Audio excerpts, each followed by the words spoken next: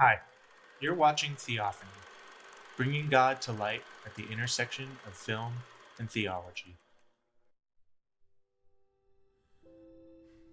You don't have to be the bad guy. The Lego Movie is a surprising, quirky animated masterpiece. It's stylishly and uniquely animated, hilarious, filled with broad and subtle pop culture references, and even has catchy, ironically good music. Everything is awesome. Everything is cool when you're part of the team. Everything is awesome. What makes the Lego Movie really great, though, is what it's ultimately about. And its best moment is something of a twist. It's the surprising turn that elevates it from being a feel good story about how anyone can be special to being about how we pass on the things that are important to us to the next generation. Throughout the movie, we catch glimpses that something unusual might be going on, that this Lego world might be part of something else.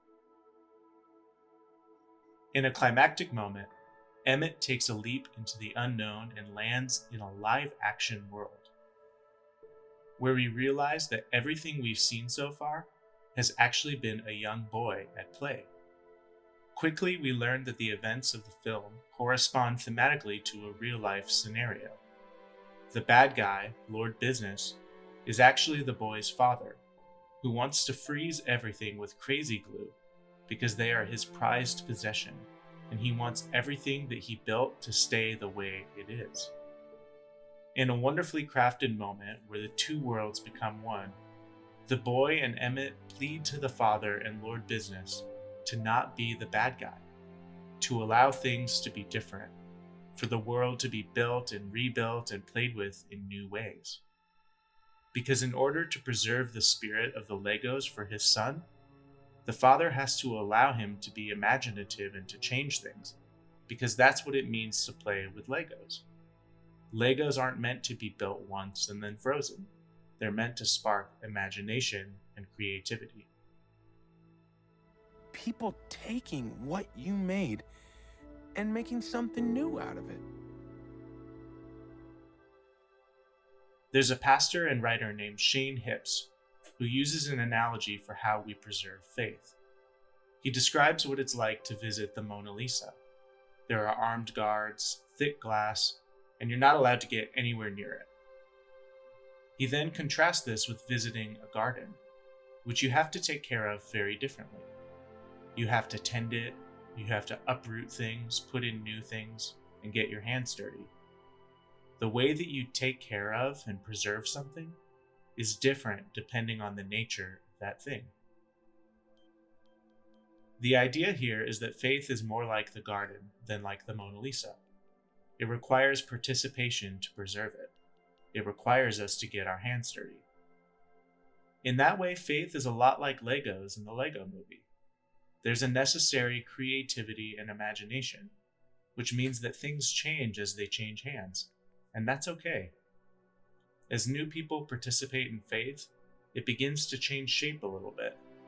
Things that were once used to do one thing now serve a new purpose. Things that used to be the most important are less central, and other things that were ignored become crucial. As more and more young people leave the church, we may want to reconsider the ways that we're trying to preserve our faith. We may very well be treating faith like the father in this movie, trying to preserve it by freezing it, making sure nothing changes, even if it means that no one else gets to experience it the way it's supposed to be experienced, as a living, breathing faith. We have to learn the lesson the father did, that to invite the younger generation in is to welcome their participation, their changing priorities, and all the newness that they bring, even if it upsets our sense of order, even if they change what's important. If we don't, they might leave the basement and never come back. But that's not all, because at the end of the first Lego Movie, the new generation gets a surprise of their own. I gotta tell you something. What? Now that I'm letting you come down here and play, guess who else gets to come down here and play? Who? Your sister. What?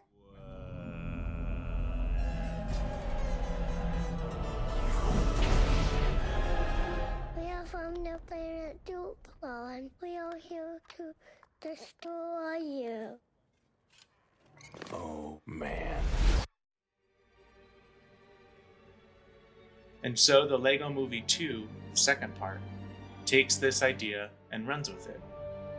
Now that the younger generation has inherited the world, will they claim it for themselves, or will they create space for others?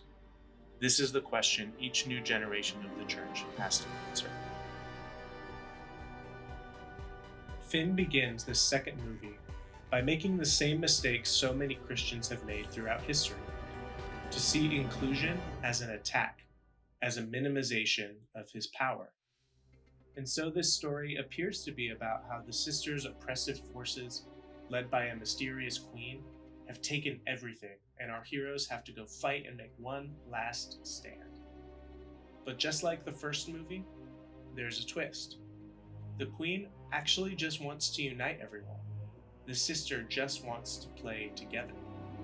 That means that the bad guy was never the queen or the sister. Wait, if you guys are good, then who's the bad guy?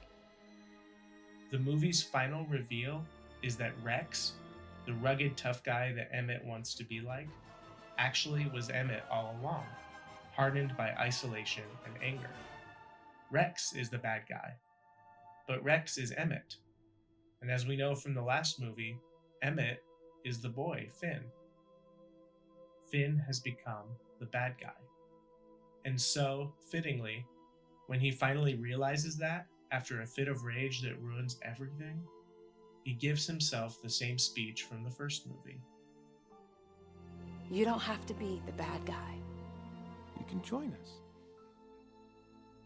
Finn reconciles with his sister, and the two decide to play together. Can those who have inherited the church learn to do that?